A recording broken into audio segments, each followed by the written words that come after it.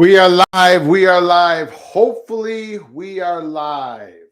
Let me know, anybody, if we are live.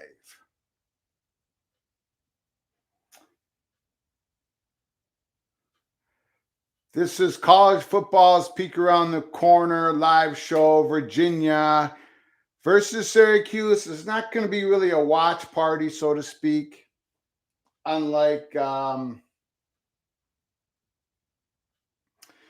Unlike tomorrow, we're going to be doing a watch party, Michigan State, Minnesota, 3:30 Eastern time. Please join us for that because that is going to be crazy. I'm going to be crazy nervous. I'm already crazy nervous. My wife says everything looks good on the video and the audio. Hopefully, everything looks good there. Garrett Schrader, Syracuse quarterback versus Brennan Armstrong. And who would have thought that Garrett Schrader, after the first three games of 2022, would be having the much better season than Brennan Armstrong? To me, that is a shocker. Let me check one of my notes here. Brennan Armstrong has completed 52% of his passes after the first three games. Schrader's has what, about 66%, 67%. Schrader has thrown 8 touchdowns, no interceptions. Brennan Armstrong's like 2 touchdowns, 3 interceptions.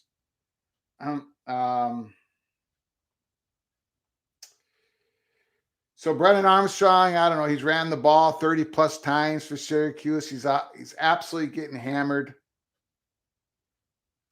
This is also an open discussion. We're going to talk anything you want to talk about college football. It has been a crazy week. I saw Pete Thamel with Paul Feinbaum today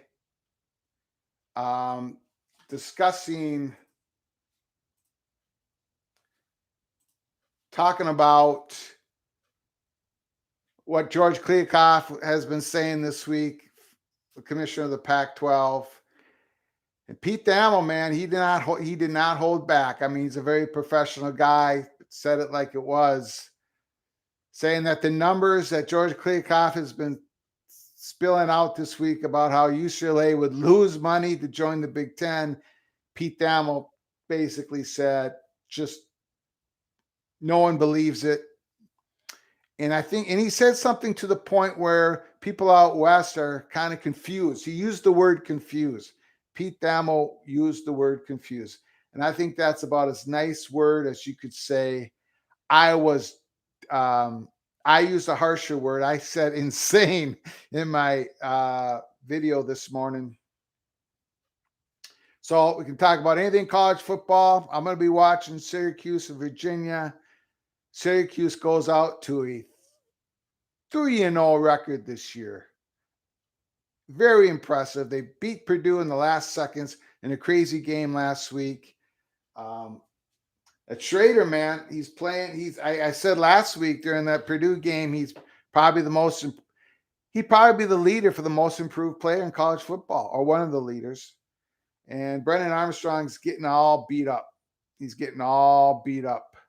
So please, again, hit the like button on this live show. Appreciate it so much. It helps with the algorithm. And subscribe to our channel, of course. Appreciate it so much. Daniel says there seems to be a lot of talk right now in the mainstream media. Usually where there's a smoke, there's fire. Are they onto something? Are they trying not to get outdone by nobody? I'm guessing you're talking about me being the nobody, because I am a nobody, and I love being a nobody, and I love all you nobodies that watch my show and we talk college football.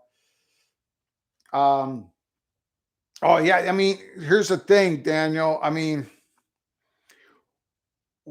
what I don't know, what we don't know at Peak Around the Corner, and I don't think anyone else knows, even the big guys, even like Pete Thamel, is what are those numbers? How are those numbers coming in to Big Ten when it comes to Amazon? Like, are they getting the offer? Are they getting the big running back for Syracuse to start the game? Is it a big enough number for them to expand? Because Kevin Warren wants to expand. I he wants to expand because he doesn't want, of course, USC and UCLA be home on an island, and he doesn't want Big Ten to be consumed by the narrative of the student athletes and all this travel. And because I've laid it out before in an episode, and I know other people have as well, and they've done it better than I have, of course.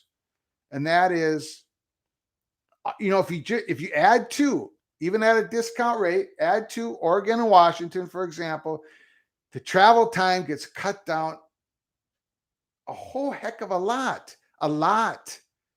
I mean, it's right there. So, yeah, there's a lot of smoke going on. We just don't have the answer of the numbers, but we do know that inside the Big Ten, they want expansion. And big pass, Schrader. Syracuse has got it at the 11-yard line already. I'm telling you, Syracuse, their next game's against Wagner, and I think they get a week off, and then the big game against North Carolina State. Huge game. Anyways, I'm sorry, Daniel. I understand. I think we can all understand, and I try not to be so harsh in our episode last week. Of today, where we all know that the commissioner of the Pac-12 is trying to sell his conference, mostly probably to his own institutions right now, because he doesn't want the Big 12 to come to the back door and poach him. But my goodness, there's a difference between selling your conference and just saying those incredible, ridiculous numbers of UCLA would lose money if they joined the Big Ten. It's not even close. We all know it. So now he just loses his credibility. Now he loses trust, maybe between himself and the presidents. There's Sean Tucker. Got to get Sean Tucker going tonight, though. Syracuse is 3-0, and Sean Tucker has gone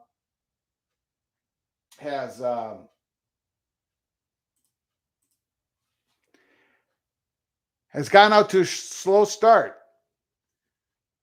A very slow start. I see my wife, Mireya Flugar, has hit the super chat. Thank you, honey, for $1.99. Thank you so much to my wife. Yes, we do have the super chat up and running because all of you were over 1,000 subscribers. That $1.99, what that's going to do is keep the lights on here at the inside the Grace of God, Gopher by the Grace of God Studios. Thank you, Mireya, so much. As you can see here, our screen looks a little different. We're going with no frills here. Our live shows are going to look different than our recorded shows. But we've got some ideas. We'll probably institute those ideas in the next couple of weeks. So we've got the no frills here. There's Schrader. Touchdown. Touchdown, Syracuse. They are on a roll. They were favored by 10 points. Probably should have took Syracuse.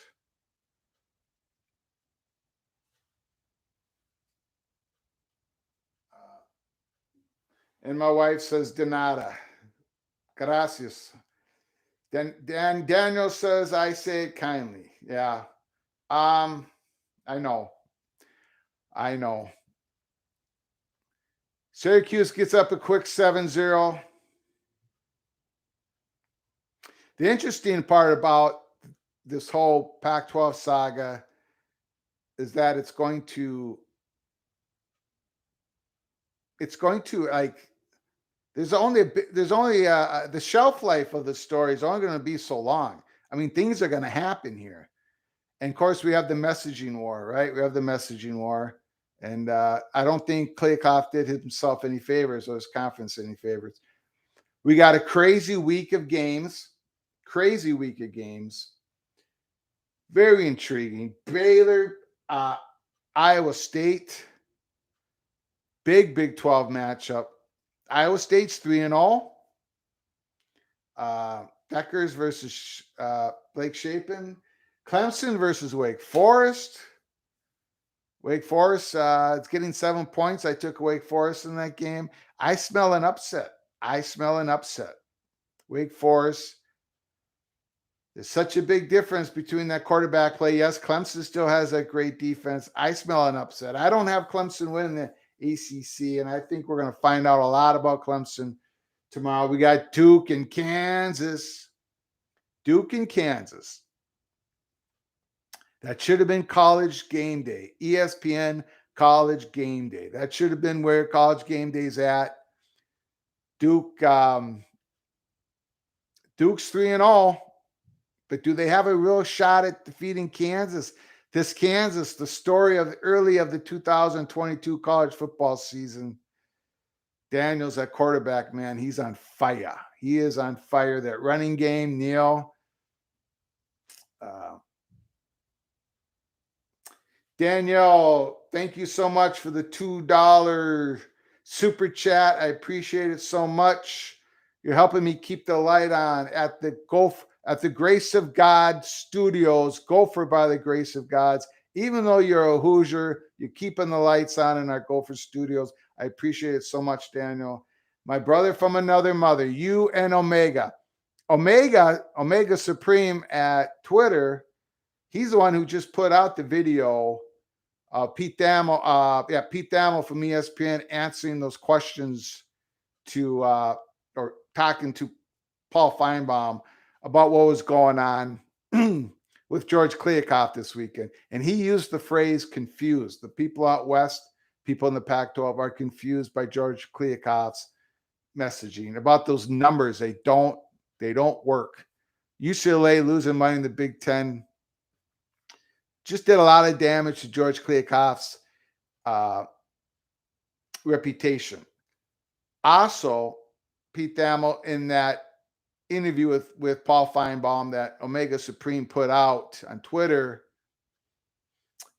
he also talked about the college football playoffs.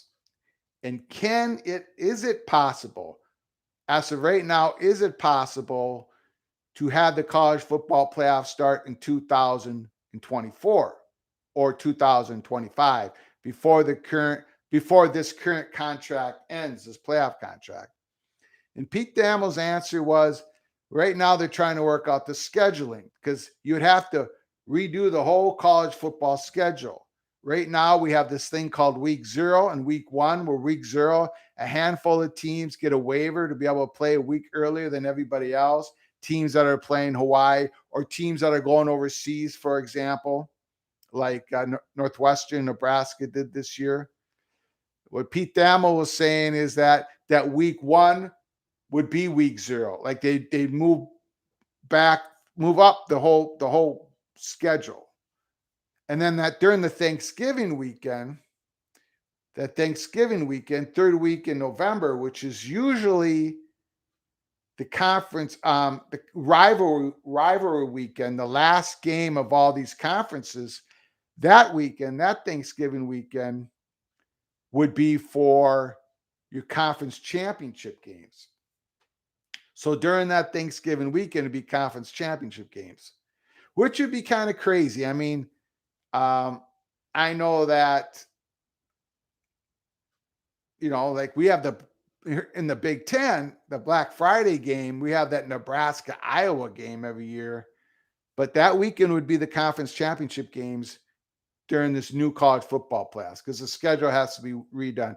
Brennan Armstrong starts out two flat passes to receivers. Base doesn't get much. I'm not sure what happened to Brennan Armstrong this year. He's a tough kid, tough quarterback. I think this is his 4th year at Virginia. He's had a good career. I think there was even a question, would he go in the NFL draft last year? Now he's come out this year and he hasn't He has not looked good.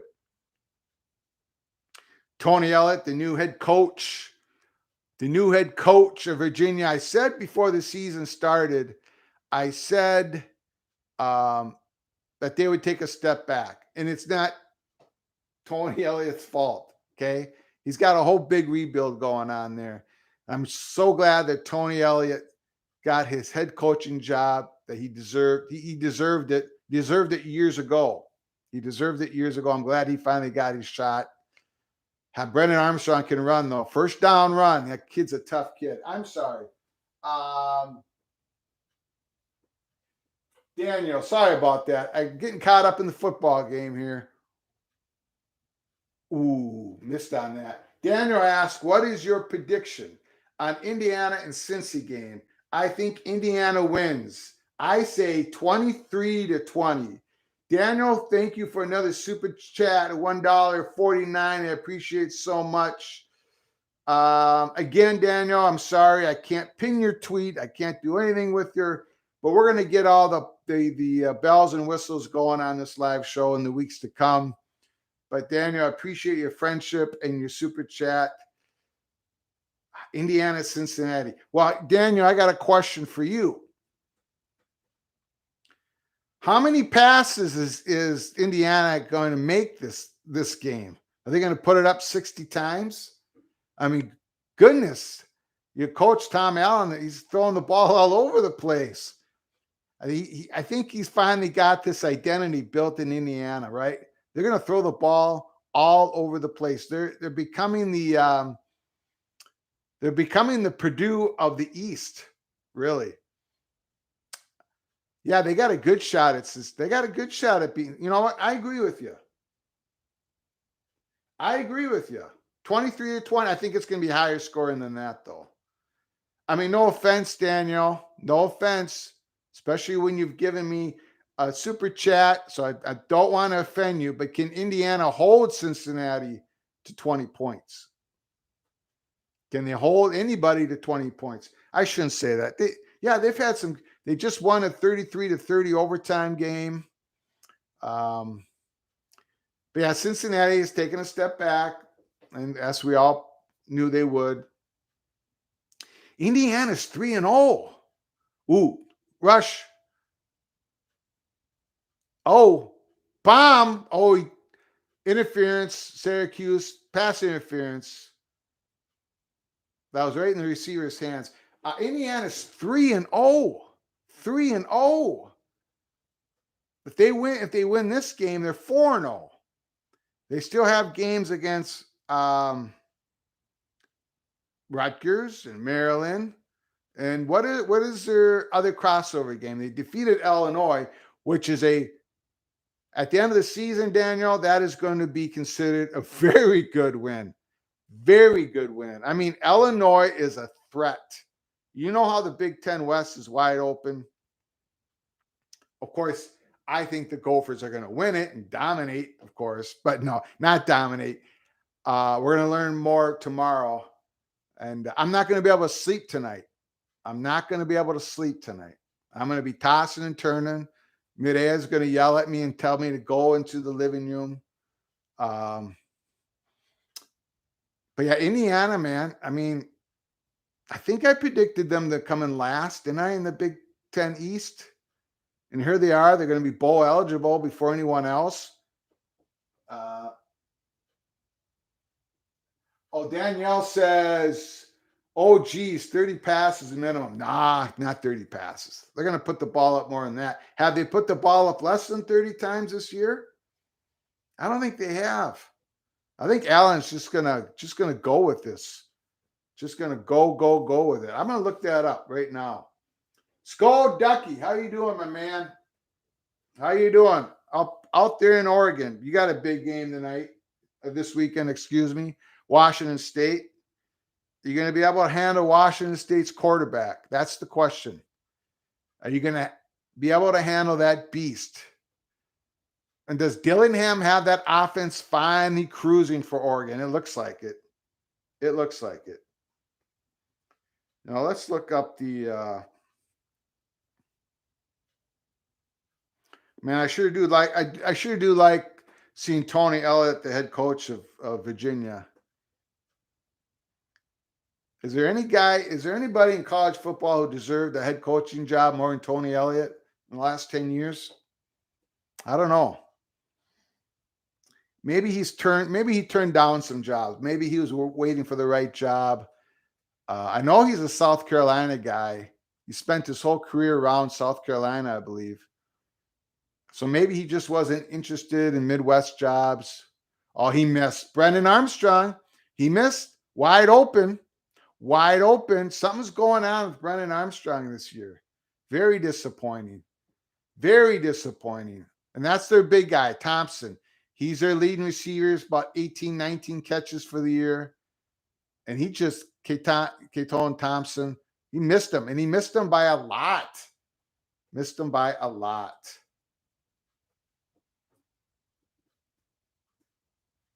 Thank you, honey, for the 99-cent super chat. She's giving me a wink. That's a good sign. Let's you know what? I'm going to look up Indiana here.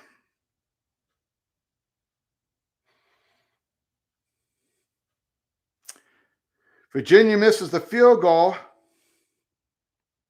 Nah, see? There's not much Tony Elliott can do there. Wide open receiver, and Brendan Armstrong misses him. That should have been a touchdown. That would have been a touchdown. Okay.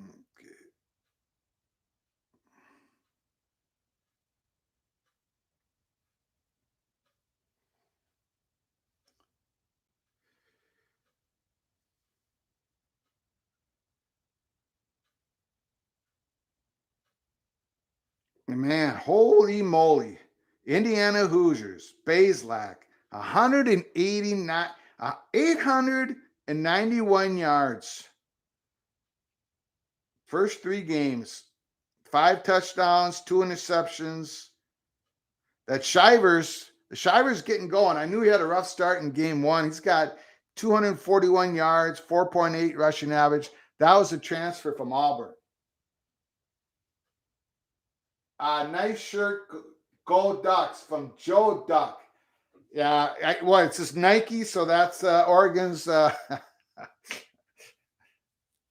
thanks, Joe Duck. This is my branding. This is my brand. I wear the black shirt, Nike. It's part of the whole peek around the corner branding. But tomorrow, now I don't know what time that Oregon game is, but tomorrow at 3:30 Eastern, Gophers versus Spartans. We're doing a live show watch party for that football game, and I will be wearing the maroon and gold of Minnesota. I will not be wearing this black branded shirt of peek around the corner. Danielle says Oregon will be Big Ten very soon. I think Oregon's going to be Big Ten. I mean, we've talked about this on this show. I think Oregon and Washington, and I think somewhere down the line, Stanford as well. So I think it's easier for whatever reason. I think it's easier for me in Minnesota, being a college football fanatic, to see the big brand of Oregon more than maybe people more out east, because in the Mountain West states and the western part of Minnesota, the Oregon Duck brand is huge. And I don't think most of the country understands. So I don't think, maybe some of the Oregon Duck fans don't understand, but there's a massive fan base out Oregon. Out in those Mountain West states, South Dakota, North Dakota, Montana, even parts of Utah, just the whole Idaho, Oregon's brand is huge. I know there's not a whole bunch of population out there, but it creeps into western Minnesota. It reminds me of Nebraska. Nebraska has fans all over in the same places, but the Oregon Duck fan base is younger, and they have a huge brand. They're a brand multiplier. Oh, no. Oh, no. Oh, no. Sean Tucker fumbled the ball. Sean Tucker. So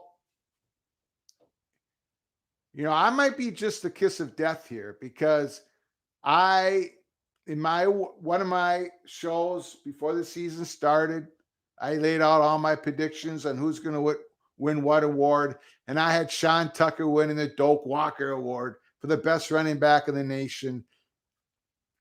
He's a great running back. He's going to be an NFL running back, but he's had a very tough first 3 games, and now he just fumbled the ball. In fact, he put out a tweet earlier this week saying, I know, basically, there goes Brennan Armstrong. Basically, Sean Tucker says, I know I haven't been playing very good, but my team is 3-0, and I'm going to keep grinding. That's what he said. I'm going to keep grinding. And now he fumbles the football. So hopefully this is a minor setback for a major comeback for Sean Tucker. Joe Duck says the Oregon game, Washington, is 3 o'clock Eastern, so that's 2 o'clock. So, Joe, you're going to be too busy to watch Minnesota, Michigan State. That's too bad. That's a big game. Can Oregon control? Can they slow down Washington State? 3rd and 2. Virginia needs this first down. Virginia needs this first down.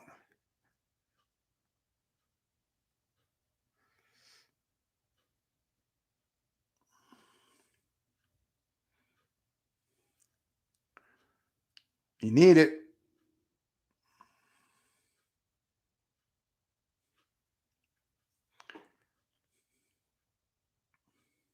No, boy.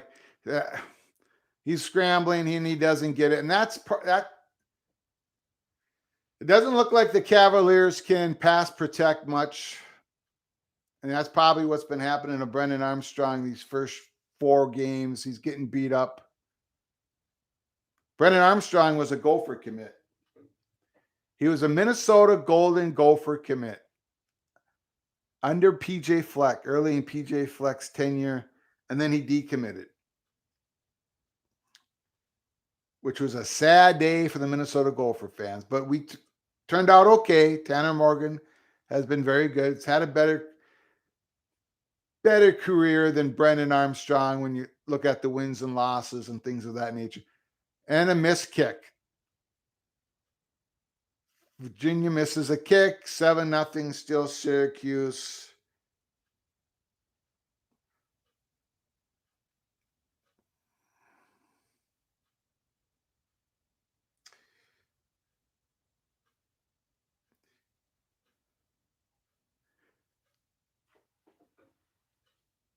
Danielle,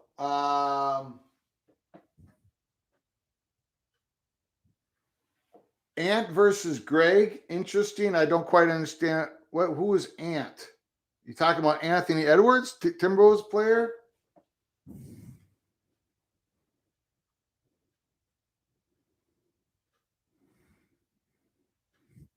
Oh, okay. Oh, Omega. Sorry, man. Yeah, you're right. I forgot. Yeah, he's Omega's Ant.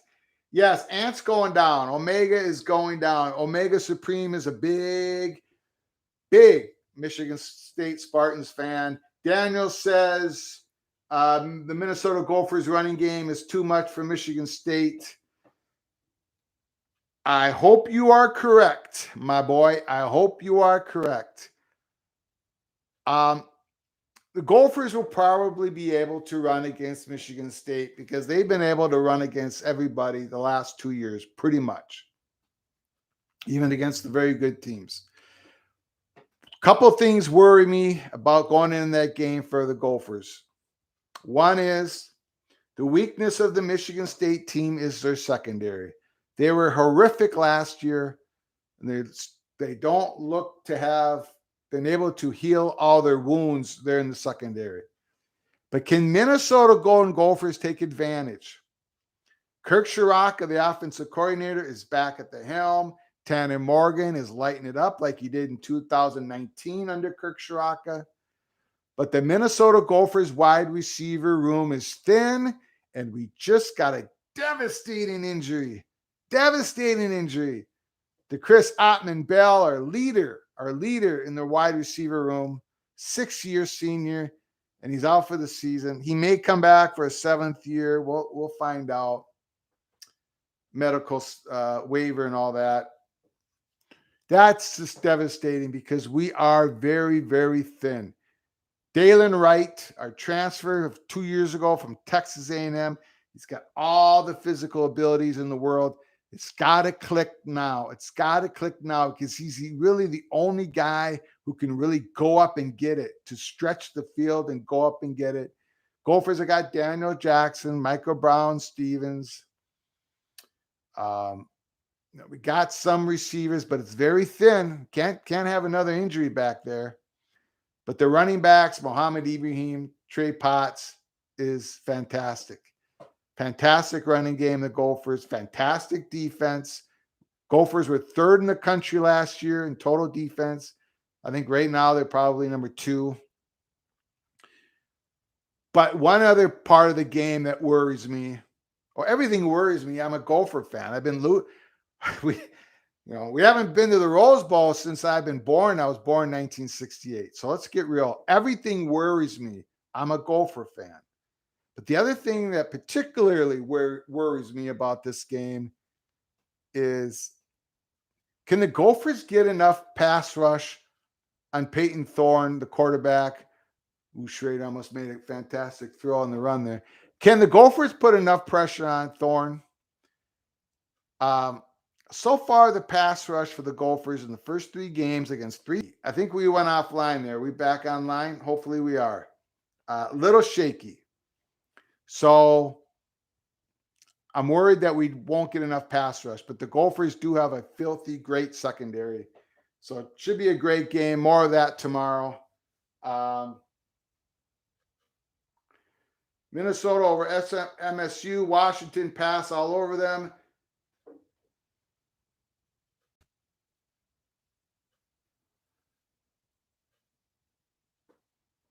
Pass all over them, and I think you all can run on them. Oregon's Bucky Irving been playing well for Oregon. I haven't seen much of Dickerson yet. Thanks, Joe. I see we're having some connection issues. Let me know if we're back online. That's something we're going to have to figure out here. We're doing something new tonight with the live stream. Hopefully you're all back. Okay, Vontae Dickerson is supposedly there's some issues with the family. Joe Duck says you're going off and on, but you're seeming stable now. All right, let's keep an eye on that. If not, we're going to have to make some adjustments. I apologize. Tonight was the first night we're doing something different on this live show. I was hoping that's why we're doing this, to a test for tomorrow's game, Michigan State, Minnesota. Dickerson, hopefully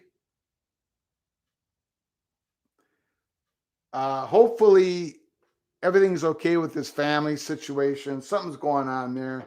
But he's got great talent out in Nebraska. And Bucky Irving's going to just be great for Oregon. He is a great player. He is a scat back. He's going to be great out of the backfield, catching passes for Oregon. He's going to be fantastic. Broke my heart when the Gophers lost him. Absolutely broke my heart. Schrader puts it on the line. Big reception, Syracuse. Garrett Schrader, I'm calling it now. Peek around the corner, most improved player in college football. This is not the same Schrader as the last couple of years. Garrett Schrader.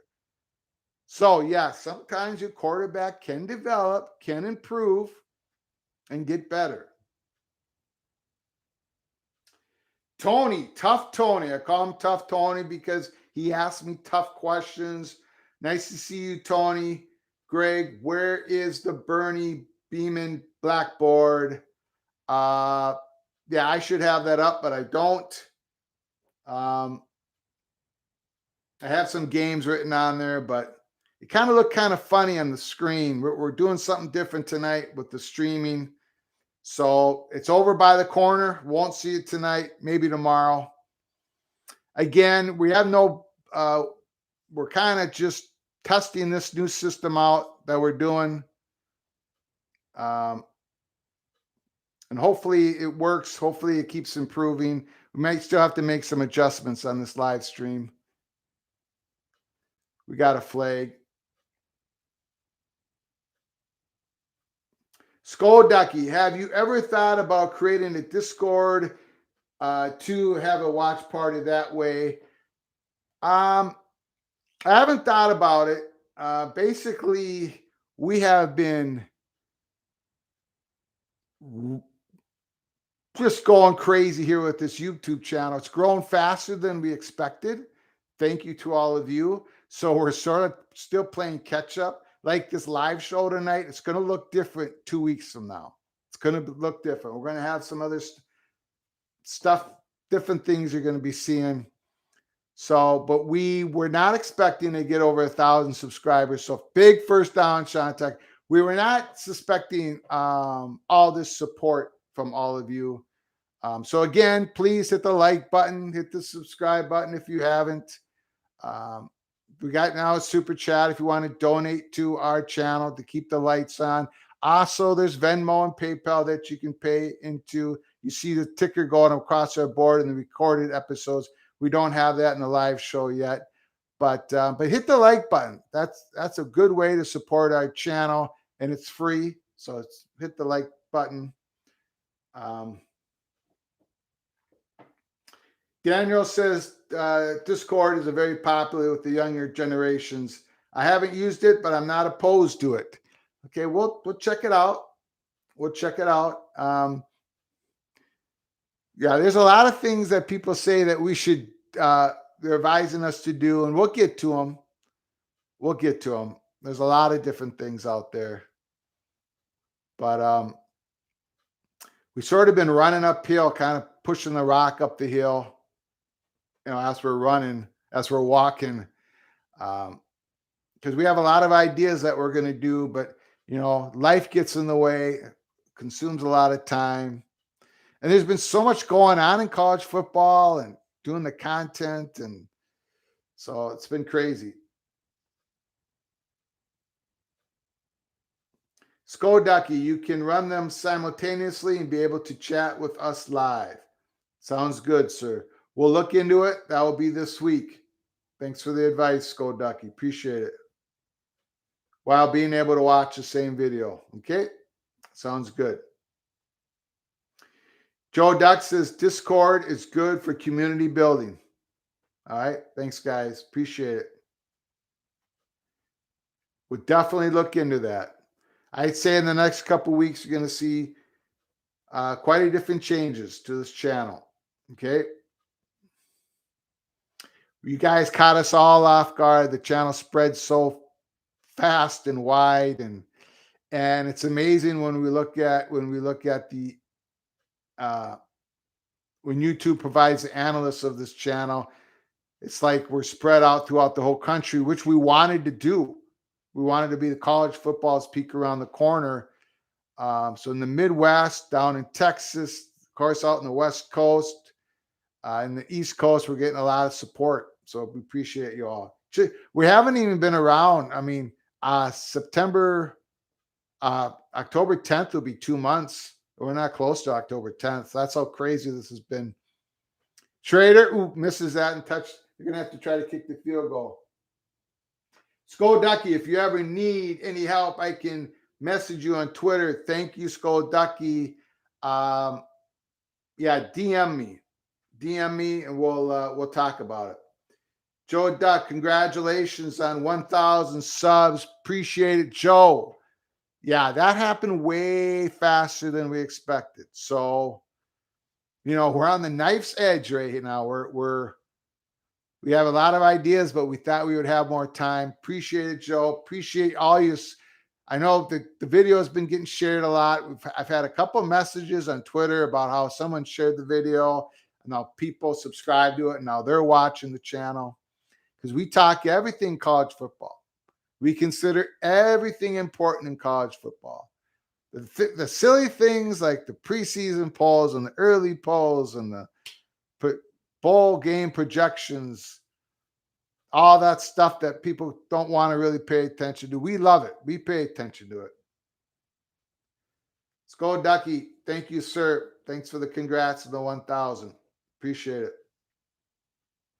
Daniels asks, what are the chances that the Big Ten adds Amazon as a media partner when the Big Ten adds 4 more West Coast schools?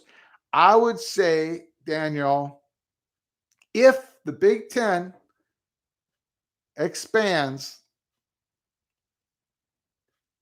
it basically in this window here, we call it the decision window, the hot window. We believe that window was August 15th to October 15th. I think everyone realizes, yeah, there is a hot window going on right now. It would have to be in the digital, it would have to be in the streaming space of Amazon or Apple, but I think Amazon's the big one. Big kickoff return, Virginia, they're down 10. They need some points here. Now, those ratings that the NFL got through Amazon, that was good. Those were good numbers. 15 million. It was higher than anyone expected. It's always good to do better than expectations in that media field. So Amazon, I think people were pleasantly surprised. NFL, I think, was pleasantly surprised with the numbers. I think overall, not everybody, but overall, people enjoyed the production value. That fumble, Brennan Armstrong, picked up by Syracuse. The nightmare continues for the Virginia Cavaliers. Got to feel bad for Brennan Armstrong. He's having a horrific start of the season. But I think pretty much most people were happy with the production value of Amazon. So what does that mean? Maybe it sort of switches to leverage play.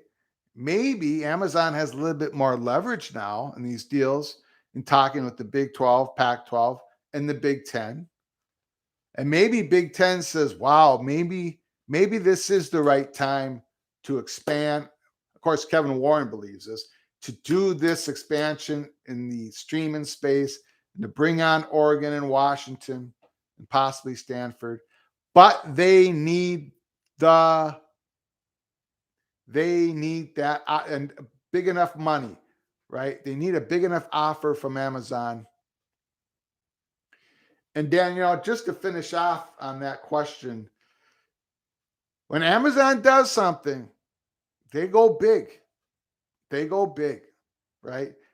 Well, whatever space they get into, they go to the top level. Like NFL, they just crushed everybody with their massive offer to the NFL Thursday night package, $1 billion a game. A game Amazon's given the NFL. So what do? They try to get the Big Ten in that media negotiations.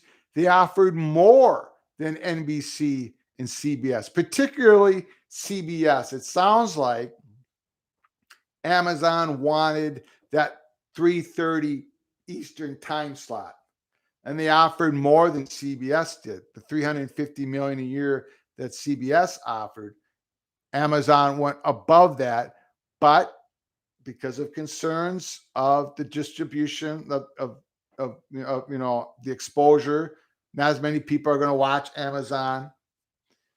Kevin Warren, the Big Ten, decided to go with CBS. So, but these numbers look good for Amazon. People are getting used to it. Most people enjoyed it. So yes, if the expansion happens in this window to bring in Oregon and Washington, I think it does come from the streaming Amazon space. It makes sense to me. And of course, we think it's going to happen. If not now, it's not going to take 5 or 6 more years. From what we've heard, and I explained this on episode 52, the intel we received from Oregon's Money Perch, they're going to keep swinging. They're going to get out of the Pac-12 sooner or later, and probably sooner. Okay. Yes, Daniel, you're correct. Amazon offered way more. Well, I don't know how much more, but they did offer more than CBS and NBC. And especially I think that CBS spot, I I I've heard reports that mainly Amazon was going for that afternoon spot and not the prime time on Saturday night. Joe, Doc, how much of an attendance jump do you think UCLA gets when they first join, given I can see the Rose Bowl being a good football destination, especially in the Big Ten? I think their attendance would go up. There's no doubt about it. I mean, people in the Midwest are dying to go out to California to go to a football game. Absolutely. In fact, I speculate. I've seen other people speculate this. This is speculation. I've seen Frank the Tank, a great college football mind, conference realignment, great follow. Follow him on Twitter.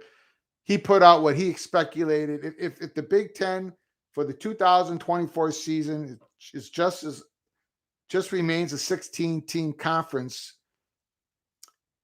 he put out a speculation of who would be whose permanent rivals. For instance, every Big Ten school would have 3 permanent rivals. And he speculated that USC would have Wisconsin as one of their permanent rivals, and UCLA would have Nebraska as one of their permanent rivals. And here's one big aspect to it. Nebraska fans travel. Nebraska's fans travel. Wisconsin fans travel. So does Iowa. And so does Gophers. We have a smaller fan base than those 3, but we travel pretty good. We packed the Colorado place last year, Colorado Stadium. But UCLA having a home game once every 2 years against Nebraska, that Rose Bowl will be filled to the brim. Nebraska will go out there and definitely go out there and fill that stadium up. Same with USC and Wisconsin. Wisconsin fans will go out there to the Coliseum and fill that stadium up. So their attendance would go up. But, to be honest, guys, football tickets, that's all important. The revenue, it all counts, right? But the big money is in the media money, the sponsorships, stuff like that. But the media money, tier 1, tier 2, that's the big deal. That's the big deal. And that's where UCLA will make more money in the Big Ten than in the Pac-12. And then I said earlier today on an episode, I think people keep forgetting that when UCLA becomes a Big Ten member, July 1st, 2024, they'll be fully invested and they will have their own slice of the Big Ten network. And I don't know what you would value that as, 10 million, 15 million, just like that. UCLA gains that. So, hope I answered that question. UCLA's attendance, I think, would go up. I think everything will go up for UCLA.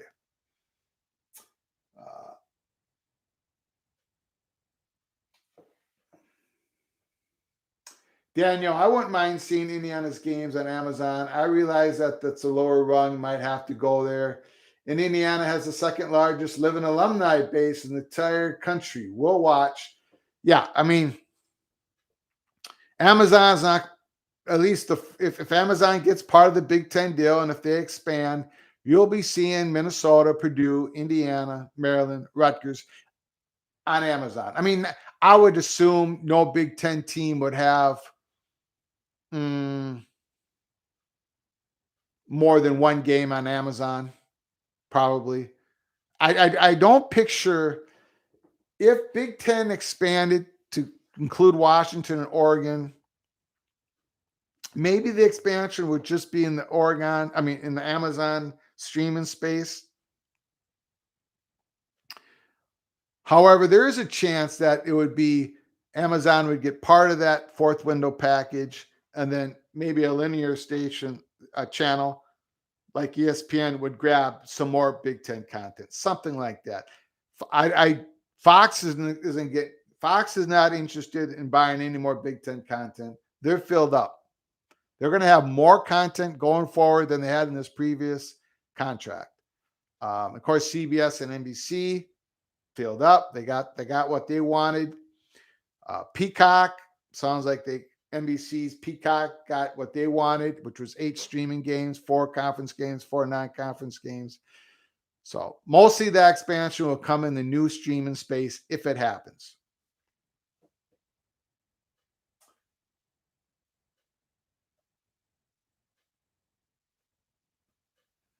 Yeah, I think Skoducky.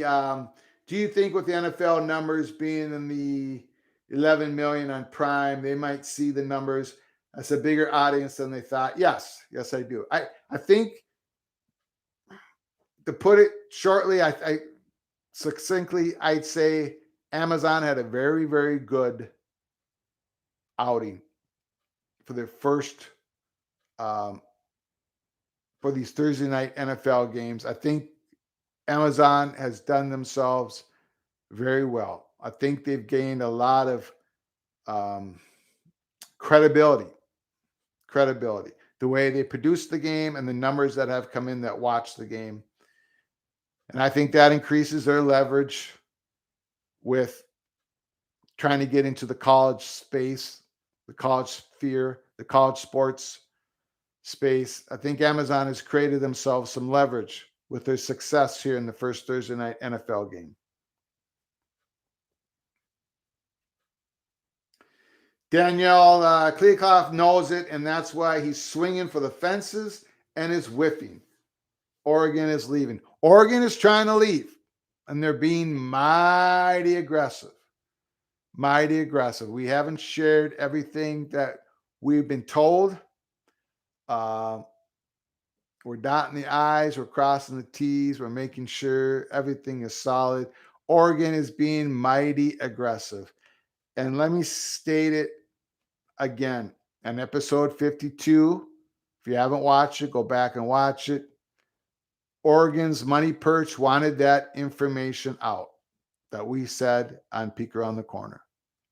And I think they're going to let this information come out in other avenues. So Oregon's being incredibly aggressive behind the scenes and trying to get into the Big Ten. If they swing and miss this time, they're going to keep swinging. I think this is part of the reason why George Kliakoff basically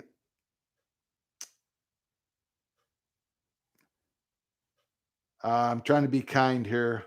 I think that's why George Kliakoff went on a message war type of footing to try to deliver the message that no one's going to leave. Going big Pac-12 teams leaving to the Big Ten is horrible, travel and all this other stuff. Because I think he knows. Unlike when USC called the Big Ten, George Kliakoff was not on Flug Empire Twitter. He wasn't watching our Peek Around the Corner videos on Twitter. But this time he knows that Oregon's being aggressive. He knows that. He's got to know that. He has to know that.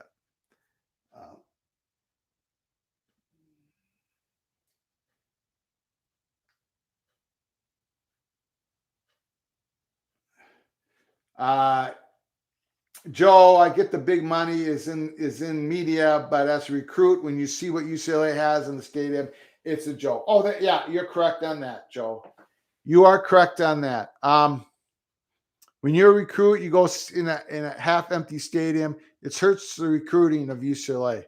I will also say another aspect to the decision of UCLA and USC leaving to the Pac-12 to the Big Ten, and especially we're focusing on UCLA, is, yeah, you get a lot more media money. You have, of course, the advantages of an institution being involved with all the Big Ten big research. Of course, UCLA is involved with the Pac-12 big school research. But one of the other aspects to joining the Big Ten is you increase your exposure. I mean, UCLA exposure to recruits even though you're joining a conference that's in the Midwest and on the East Coast. I mean, look at the media deal the Big Ten just received. NBC, CBS, and Fox, of course. I mean, and the Big Ten network is all over the place. And I think it's going to sell very good in the city of Los Angeles. UCLA's exposure athletically just increased. I mean, well, we haven't we don't know what kind of deal Pac-12 is going to get yet. But yeah, we are UCLA's exposure just increased 20-fold. So that's another major aspect to them wanting to join the Big Ten.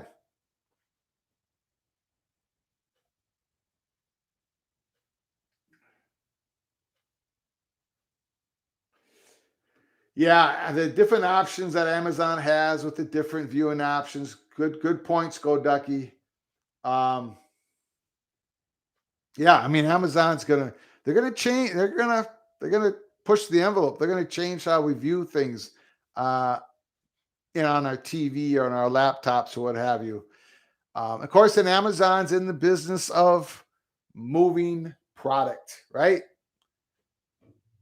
They are a media company now, and their motivation to being a media company is to help move their product, to get people to get shipping, free shipping, what have you, to move product out of Amazon warehouses.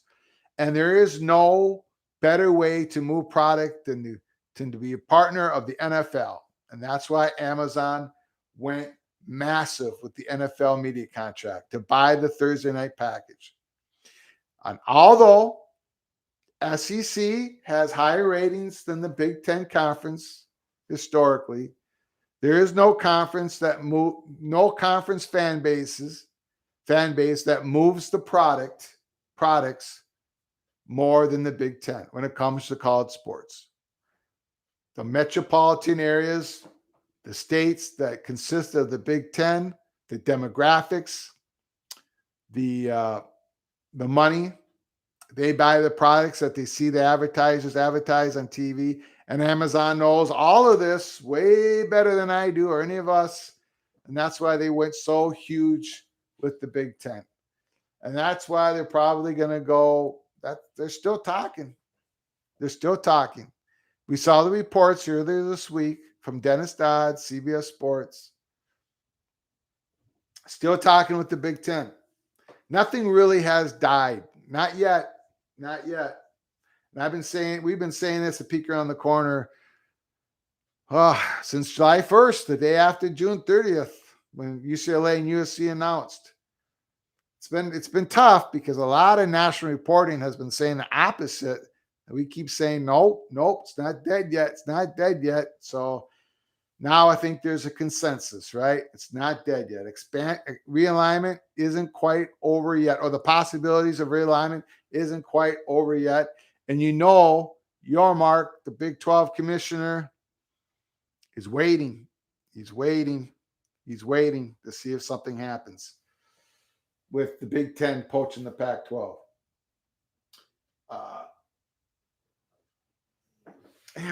Tony brings up I'm sorry, I skipped Daniel's question here. I'm interested in seeing what an Ohio State versus Penn State could do for Amazon Big Ten relationship. The Ohio State, Michigan will never be an Amazon in my lifetime. Bury me now if I'm wrong. Well, who knows? Maybe 6 years from now, Amazon just blows everybody away with the way they can televise, and they become the common thing. We all get used to turning on Amazon Prime and watching the game, and we love it. And we all know Amazon blows out all these other media companies away, except for Apple. If you have the total value of Apple TV, I think it's like $2.4 trillion, and Amazon's like $1.3 trillion. I think I read that just like 3 days ago. And everything else is small in comparison. Amazon could buy Disney and it'll be a rounding error on their ledger chart, in their ledger. That's how powerful Amazon is. So, Danielle, 6 years from now, you might be seeing Ohio State and Michigan on Amazon because they're going to just blow everybody away. And so we'll see about that. So please don't be buried, okay? Don't be buried now. Do not bury yourself. Joe Duck, when Kleikoff mentioned global warming, I knew he didn't have anything of value to add. I will say this. When Kleikoff went into discussing the hardships of the travel for UCLA, USC, but particularly UCLA, because that's who he was talking about, that part he was telling the truth. Interception. Virginia just picked off straight. They needed that interception. Virginia's got the ball deep in Syracuse territory, down 13-0. Brennan Armstrong needs to get some points here. He was telling the truth about the travel issues and all that stuff. But again, that's Kevin Warren's argument with inside the Big Ten, that the Big Ten needs to go to 17, at least to the 17th and 18th school.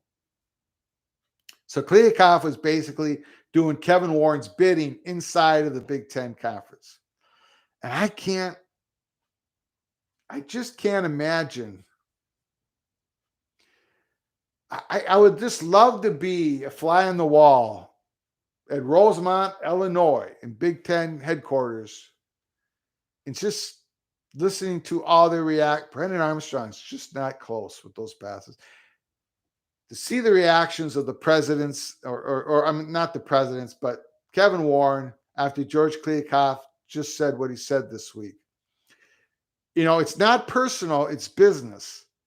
But when you are going after UCLA like this and threatening University of California Board of Regents is threatening what I call, I'm the only one who's calling this, but I'm going to keep calling a toll tax.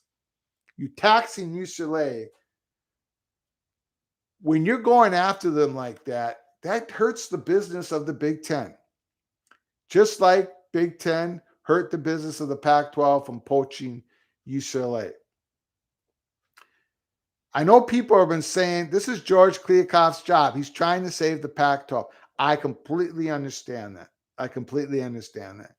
But he could have made his argument. He could make his pitches to his institutions. He can make his pitches to his potential media partners going forward without having to just make up these numbers that UCLA is going to lose money joining the Big Ten. Those numbers, you know, they're just made up. They have no logical sense. And it's hurt him. It's hurt him this week. It has hurt him probably mostly with his own Pac-12 people, leadership. And Pete Thamel kind of alluded to that with the interview with Paul Feinbaum earlier today. Virginia is a mess on offense. Virginia is a mess on offense. False start, left tackle. They need points after this turnover. Chip Kelly hates recruiting. Yeah, that's what I've heard. He sort of has feet of clay when it comes to recruiting. And again, like you all mentioned, right now it's difficult to recruit in UCLA with a half-filled stadium. Daniel says that the Pac schools that are joining the Big Ten will have thousands of Big Ten alumni packing their stadiums. Absolutely. In fact, I think it would be advantageous for UCLA and USC, and if Oregon and Washington join the Big Ten in this window, it'd be advantageous for those Pac schools to try to schedule those northern Big Ten schools later in the year.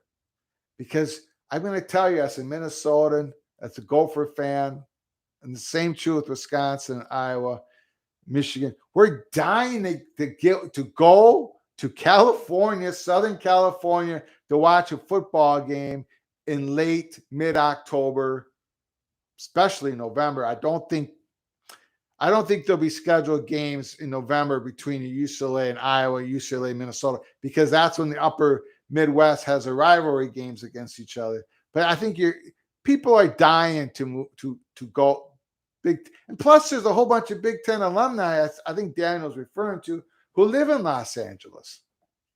They're all over the place out there. So, yeah, I think that's all calculated in to why UCLA and USC is moving. But there's other things that are more important to why they're moving to the Big Ten.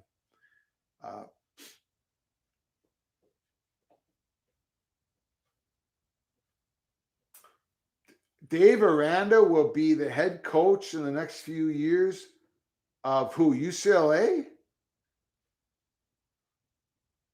I don't think Dave Aranda is leaving Baylor for quite a while.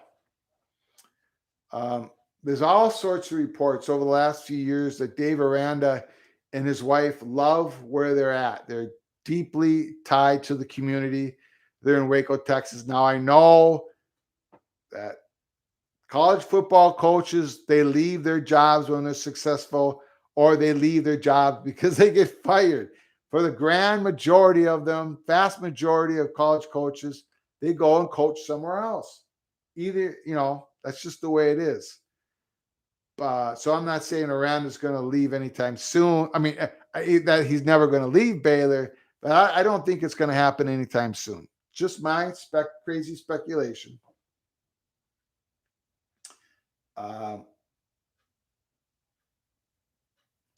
Tony Dion to Arizona State. And who's going to go to Auburn next year? Boy, Dion to Arizona State. I just got this feeling that Arizona State is either going to play it pretty safe and get a former head coach who had some success, or they're going to have someone local who knows the state of Arizona and the Pac-12 country. Deion Sanders doesn't quite meet either one of those jobs. I think Deion is probably going to stay in the Southeast. Just my speculation. Arizona State, I have a Arizona State hot board too. I've got Dan Mullen being the number one guy so far. I can see Dan Mullen going out and taking the Arizona State job. I don't think Dan Mullen's going to stay in that media studio, much longer. I think he's going to take the first job that he can get back to get in the Power Five. It's not going to be in the SEC. He's not going to get that third bite of the apple. So I think Arizona State, Dan Mullen. Of course, Dillingham, the offensive coordinator at Oregon, I got him on the board. I know he's young. I know he's never been a Power Five. I know he's very young. But boy, is he highly, highly, highly, highly, highly respected. He's from Scottsdale, Arizona. You all know the story. He played ball there. He started with Arizona State as an analyst.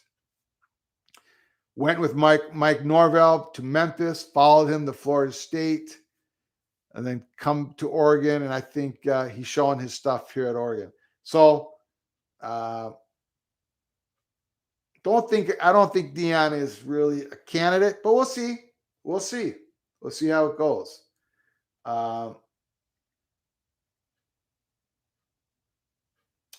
Don't think Norvell jump ACU guy. I think he's going to stay where he's at, Florida State. He's gonna ride that. It's going to ride that ship out. See what happens. They might have a good year this year. Right now, so far, they're having a great year. So don't think he would leave Florida State for Arizona State. Nothing against Arizona State, but I think Norvell is going to ride that out.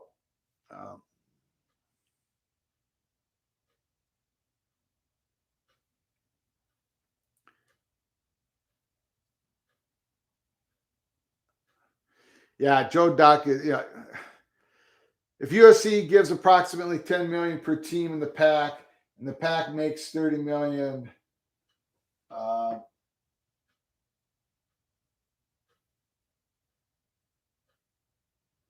Yeah, I hear you, Joe. I hear you.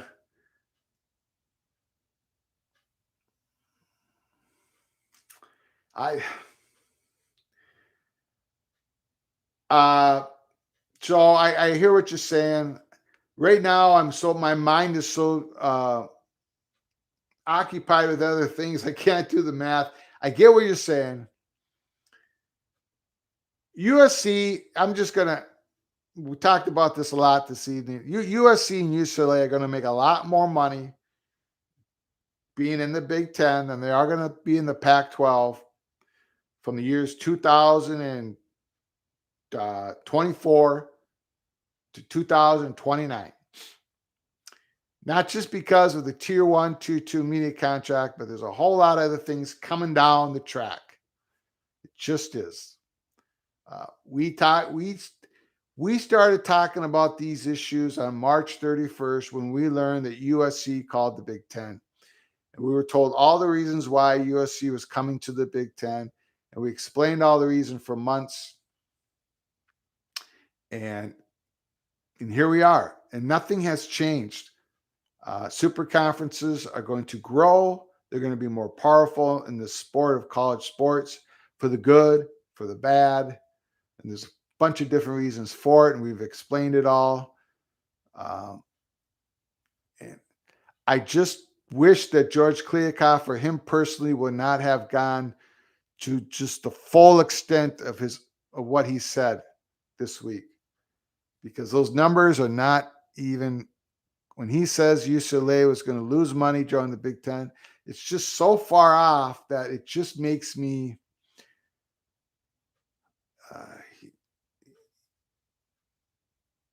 I'm hoping for him that people in the Pac-12, the leadership in the Pac-12, I hope they know that Kliavkoff is just trying desperately to save the conference. But I think it's quite possibly that some of them are so confused by what Kliavkoff is saying this week that they possibly are losing trust in the guy. I think this is definitely going to continue. Hopefully Kliavkoff kind of goes silent right now, because decisions are going to be made by Amazon, Big Ten, presidents. George Kliavkoff does not control Pac-12's own destiny right now. He doesn't control his own destiny of his conference. That's to be blunt. And when you don't control your own destiny, you got to be careful of what you're saying. You can prop up your conference. You can be a cheerleader for your conference. You sell your conference. But when you go out and you say those things that George Kliavkoff said, the branch that he's sitting on could just be wiped out in a matter of seconds. And then what? Then the Pac-12 is really in trouble. Schaefer's scrambling. Okay. Skull Ducky, hey, leave Dilly alone. You know what, Skull Ducky? Maybe Dillingham's inexperience will keep him around Oregon for the next few years. Very well could be. Very well could be. Or he'll have such a great relationship with Lanning. His family likes it. Whatever. Maybe he stays there for quite a while. That very well could be true. But there's huge respect for the young man. Huge respect. And I think a lot of people out there are undervaluing Dillingham as a candidate for Arizona State because of his youth. Because I think he's like 33, 34 years old. So all I know is there's a lot of people that undervalued PJ Fleck as a potential Power 5 coach. And he's been absolutely fantastic. And now no one is quite like PJ Fleck's personality, but Dillingham says a lot of the same things that PJ Fleck does. And you can tell that Dillingham is authentic in what he says. And when you're authentic to your players, they respond to him. That's why I've got, I predicted Oregon to be the third best team in the Pac-12. I still think they'll be the third best team in the Pac-12 this year. But I'm very interested to see how they play out the rest of the season. I've got them covering against Washington State, so you can see I'm pretty optimistic about the Oregon Ducks going forward this year. largely due to Dillingham and his growth as offensive coordinator. I think the Ducks are ready to really roll.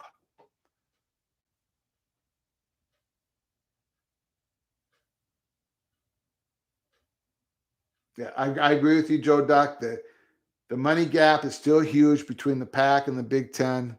And some of those numbers, if I remember correctly, I mean, some of those numbers, Kliakoff is arguing that, okay, good completion by Virginia.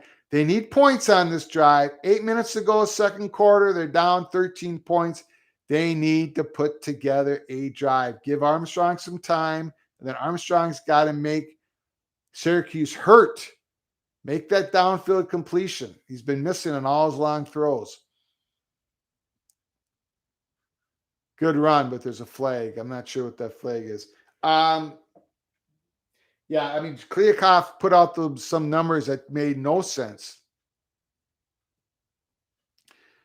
I mean, one of his numbers was UCLA would increase their travel by 290% if they chartered all their sports teams across the country in the Big Ten, which of course is never going to happen.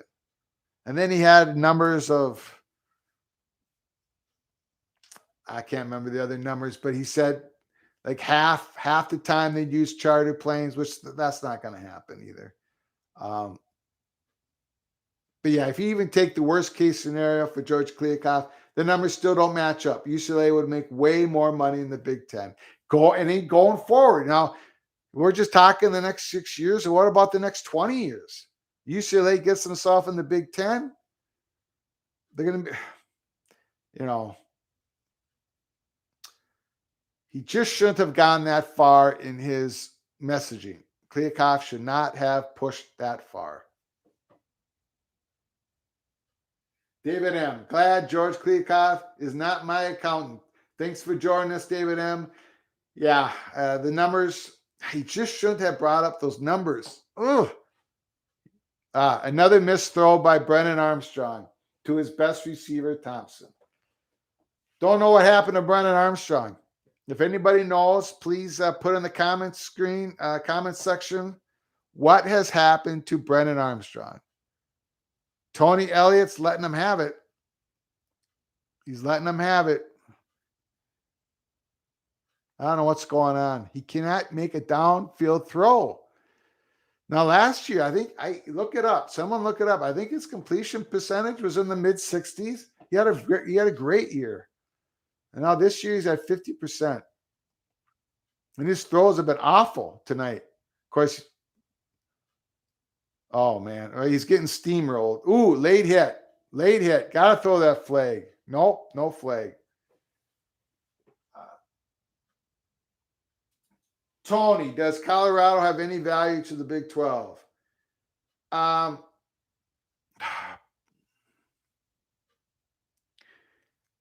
They probably do.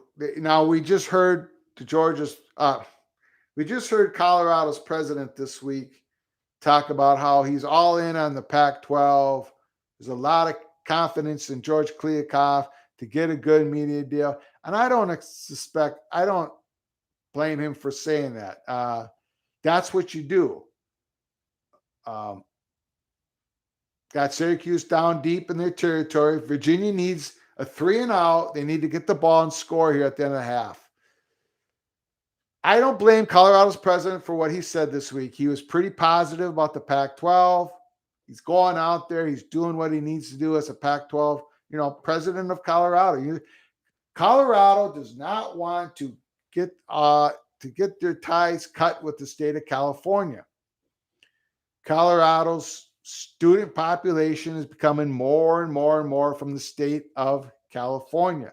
So Colorado it's going to, it's Arizona is the school that would first leave the Pac-12 to go to the Big 12. It's Arizona that I think the Pac-12 has to worry about. In fact, if I'm just, this is just me speculating. I have no intel on this, but I think Pac-12 should worry about Arizona and San Diego State. Now, would Arizona agree to go to the Big 12 with San Diego State? I don't know. I think that's a hard case to make. But Pac-12 has to worry about Arizona. Arizona's basketball program, big, huge brand. It would be more valuable now. I can't believe I'm saying this. I wouldn't have said this 30 years ago. But Arizona's basketball brand is a lot more valuable in the Big 12 than the Pac-12. So, but would Arizona leave to the Big 12 without a California school? There's a lot of don't know. We don't know. But does Colorado bring some value to the Big 12? Yes, I think they do. I think they do. But they're not going to be the first ones out the door. First ones out the door is going to be Arizona if that door opens. And I think that door opens only if the Big 10 poaches the Pac-12. Pac-12 first. Uh,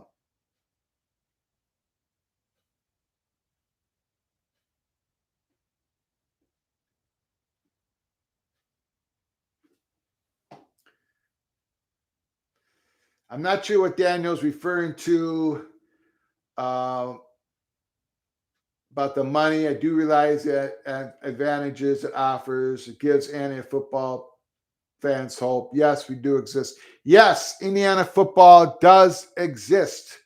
And they've been in some crazy games this year already, and they're 3-0.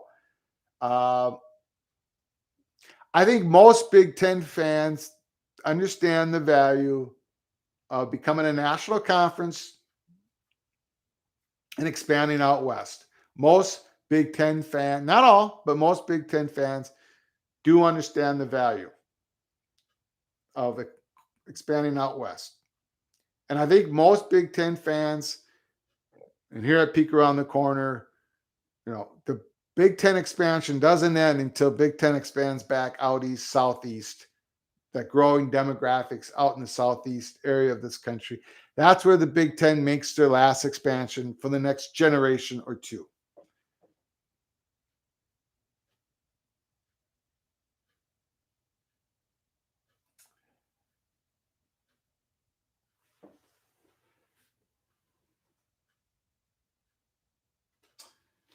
Mike, nice to see you, Mike Pasterik. What does the commissioner think? Let's say the Regents drop a nuke on UCLA. Why not just grab Stanford as a private school? There's no hiccup.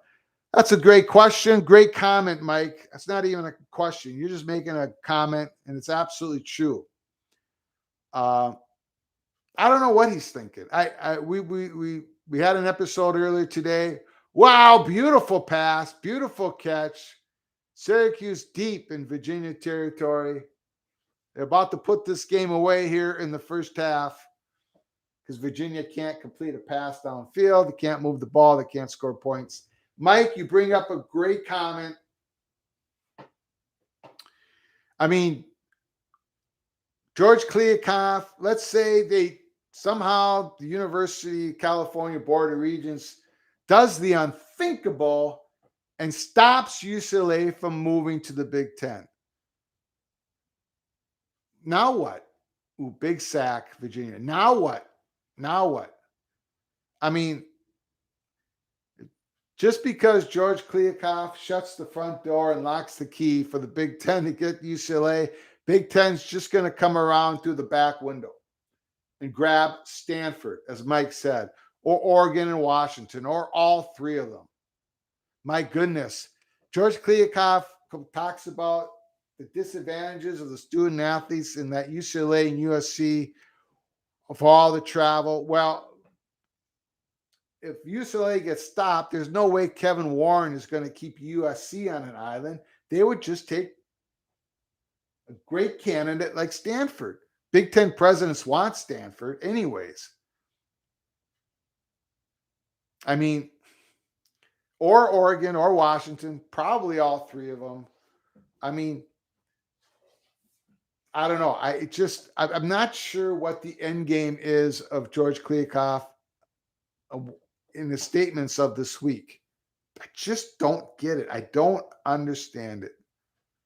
I don't understand it. I don't think anyone else does either.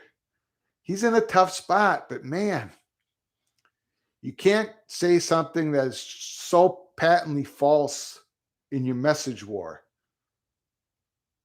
to say that UCLA is going to lose money if they join the Big Ten. You know, Stanford's a private institution. Now, they don't, and they're in that huge population area in Northern California. And of course, Big Ten presidents want Stanford. It's Fox. It's Fox, the media partner of the Big Ten, that wanted UCLA over anybody else to be paired up with USC. But if UCLA gets stopped, then Stanford's going to slide in, or an Oregon or a Washington, probably all three of them, because Big Ten's been targeting them, trying to make that all work. Anyways, Schaefer just avoided the sack. Got pushed out to 10. Great comment, Mike. I think, I'm not trying to be harsh, but the comments of George Kliakoff is so outlandish this week, or last 2 days. I think we're going to be hearing more about this real soon, early next week. So stick with us at Peek Around the Corner. We're going to be covering the story, as you know we will, every single day.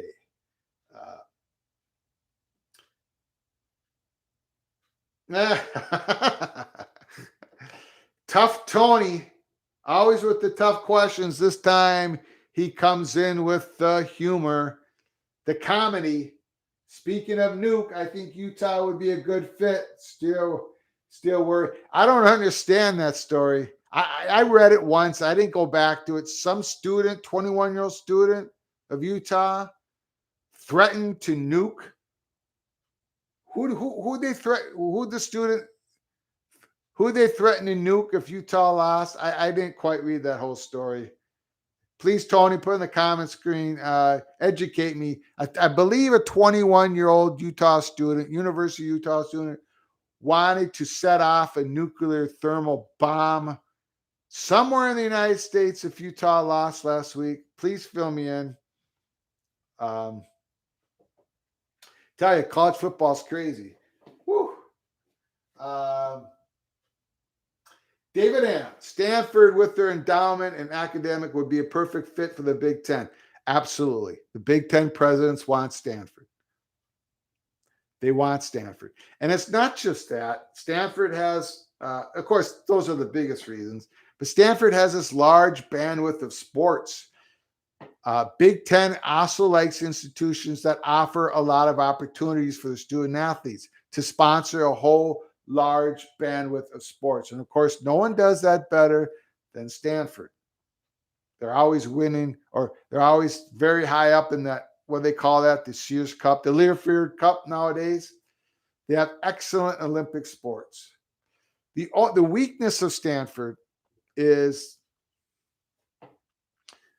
the intensity of the fan base when it comes to, would they buy the Big Ten network? Would they consume the Big Ten network? Would they watch all the that sort of thing? That's the weakness of Stanford. And possibly with Stanford's leadership, are they all in on the fact of this new college football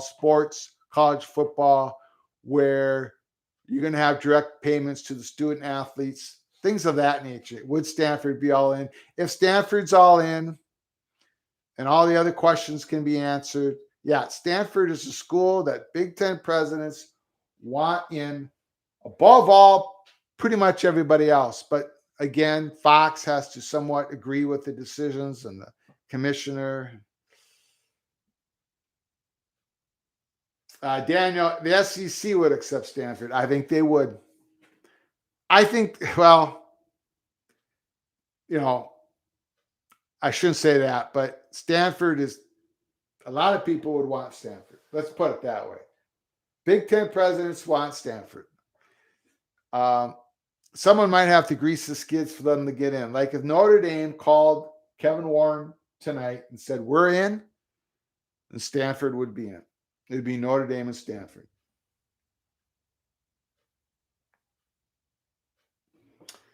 Inviting the nerd to the hillbilly prom reminds me of a road trip. Yeah. Yeah. Sack, Brennan Armstrong. Wow. This game, I know it's just the first half, but this is a rout. This is a rout. Syracuse is up 16-0. Virginia's pinned down. You know, that's a safety. Why are they calling them at the 1 or 2?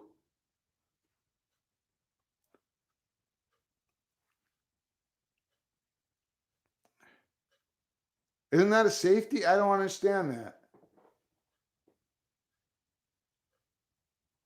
Show that replay again.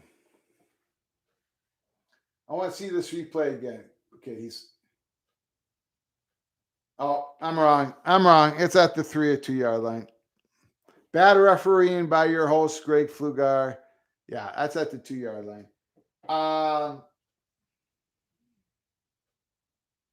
David M., San Diego State. I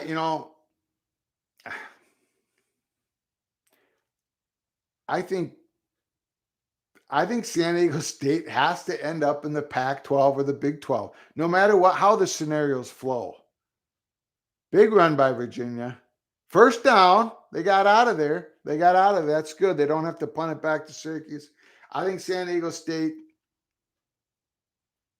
I think the Big 12 takes a long, hard look at San Diego State, no matter what happens to the Pac-12 and the Big 10. I really do. To get Southern California, to get a Power 5, to get into that Southern California space, I think would be huge for the Big 12. Boy, they would love to get Arizona and San Diego State. I don't know if Arizona would buy into that. Possibly. Clemson, Wake Forest, Notre Dame, North Carolina, Wisconsin Badgers at Ohio State. Ohio State Buckeyes, please, please, please lay a thump on the Badgers. Got to beat the Badgers. I think the spread's 17.5. Down go the Badgers. Down go the Badgers. The perfect day tomorrow is the Gophers beat the Spartans and the Badgers lose to the Buckeyes. Oh, I'm getting so nervous. This has to be the Gophers' year. It has to be. Look at the Big Ten West. Someone's got to win it. Why not us? That's my question. 38 seconds to go here in the first half. We are going to close this live chat up. I appreciate you all for coming. I appreciate the super chat donations. It keeps the light on here at Gophers. Grace of God, Gophers Studio. We appreciate you so much and your support. Tomorrow at 3 p.m., 3:30 p.m. Eastern Time, Gophers Spartans watch party. I invite all Gopher fans, Spartan fans, every college football fans. There's going to be tears of joy or tears of suffering tomorrow right here in this studio. Big game. I won't get any sleep. You're going to see bags under my eyes. Gophers Spartans tomorrow at 3:30. Appreciate you all coming by. And hopefully in a couple of weeks, the stream will get a little bit more efficient, effective. We'll have more bells and whistles. Appreciate all your support. Until next time, from all of us at Peek Around the Corner to all of you, please, you all take care of each other. Thanks, guys. Appreciate it. Tomorrow we'll be here for the full game. Michigan State, Minnesota. Let's go Gophers. Ski-U-Mah, row the